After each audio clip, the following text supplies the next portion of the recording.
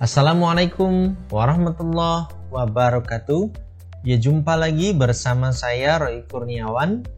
Ya, pada kesempatan kali ini kita akan belajar kembali yaitu SIMDIK atau simulasi digital. Untuk pertemuan kali ini kita akan membahas tentang metode Petaminda. Apa itu Petaminda? Ya, langsung saja kita ke pembahasannya. Metode Petaminda banyak juga orang sebut mind map atau juga peta pikiran. Kita lihat di bawah ini salah satu contoh Petaminda. Kita lebih detail lagi. Petaminda atau lebih dikenal sebutannya dengan mind mapping. Pertama kali itu dikembangkan oleh seorang psikolog dari Inggris yaitu bernama Tony Buzan. Metode ini juga dikenal dengan sebutan peta pikiran yang dirancang secara khusus untuk dapat bisa memudahkan kita dalam mempelajari serta menuangkan pikiran terhadap sebuah permasalahan atau persoalan. Petaminda atau peta konsep merupakan suatu proses dalam memetakan pikiran untuk dapat menghubungkan konsep-konsep permasalahan tertentu dari cabang-cabang sel saraf. Petaminda atau mind mapping merupakan sebuah cara mengembangkan kegiatan atau aktivitas berpikir ke segala arah untuk menangkap berbagai pemikiran dari semua sudut. Fungsi dari Petaminda menurut Buzana adalah 1. Merangsang bekerjanya otak kiri dan otak kanan secara sinergis. 2. Membebaskan diri dari seluruh jeratan aturan ketika mengawali belajar. 3. Membantu seseorang mengalirkan gagasan tanpa hambatan. 4. Membuat rencana atau kerangka cerita. 5. Mengembangkan sebuah ide. 6. Membuat perencanaan sasaran pribadi. 7. Meringkas isi sebuah buku. Dan 8. Menyenangkan dan mudah diingat.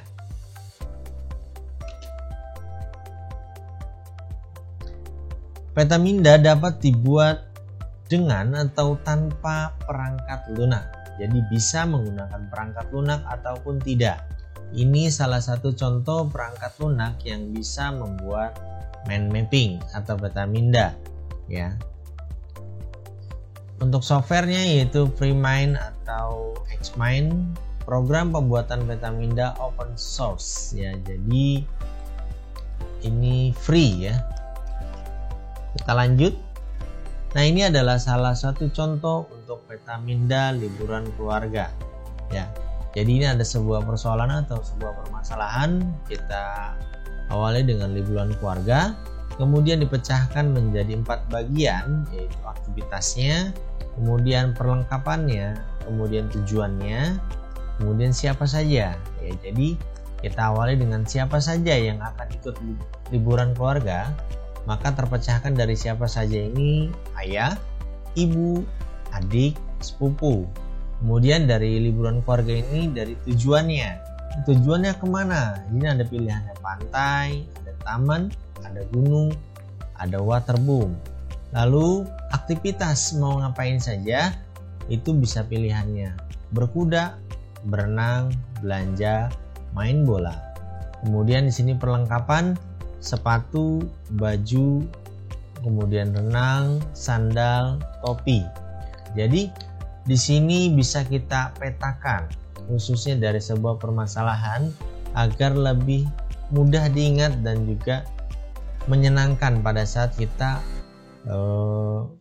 menuangkan sebuah masalah lalu mencari solusinya. Mungkin juga nanti pada saat misalkan pantai ini nanti bisa dipetakan lagi dari pantai apa dengan nama-namanya. Kemudian taman apa, gunung apa, waterboom apa, dan sebagainya. Karena ini secara sederhananya, jadi bisa terus secara kompleksnya seperti itu. Kita lanjut.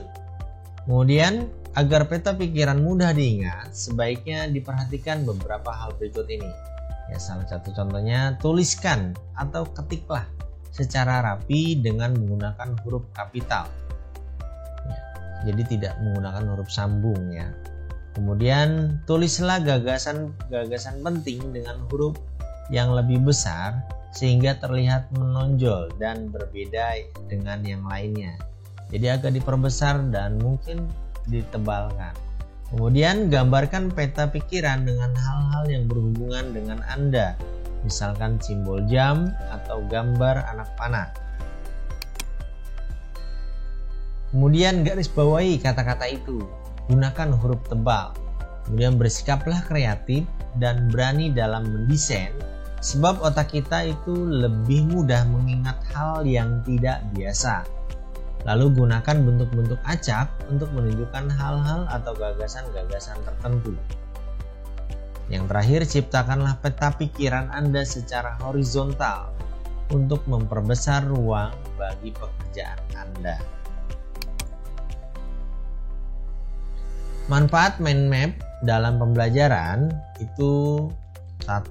Mind map meningkatkan kreativitas dan aktivitas individu maupun kelompok. Yang kedua, mind map mempermudah otak memahami dan menyerap informasi dengan cepat. Ketiga, mind map meningkatkan daya ingat. Mind map juga dapat mengakomodasi berbagai sudut pandang terhadap suatu informasi. Mind map juga dapat memusatkan perhatian siswa dan mind map mengaktifkan seluruh bagian otak.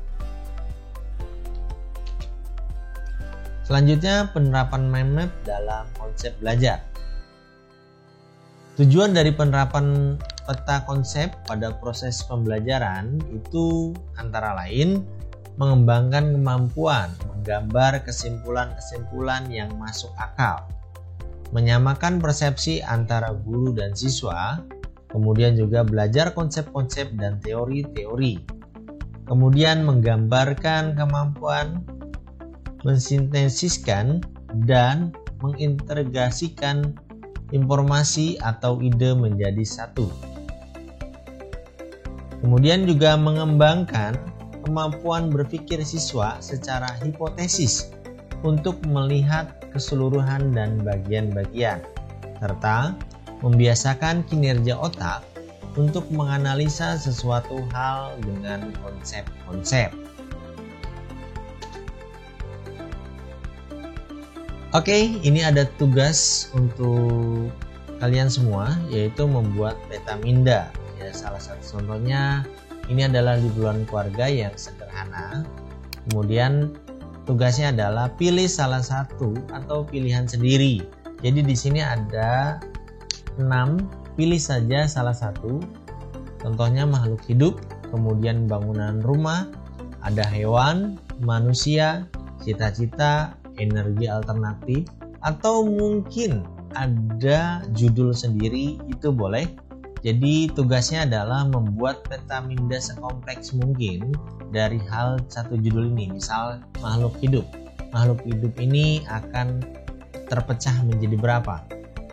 Setelah terpecah, dari pecahan itu dipecah kembali dan seterusnya.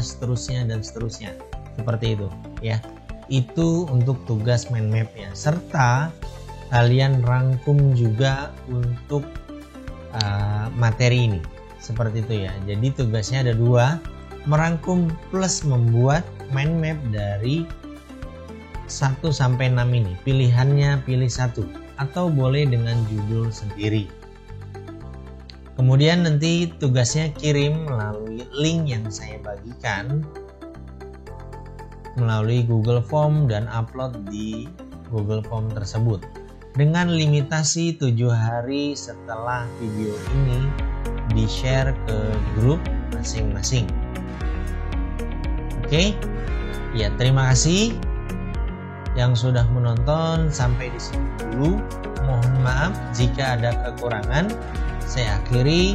Wassalamualaikum warahmatullahi wabarakatuh.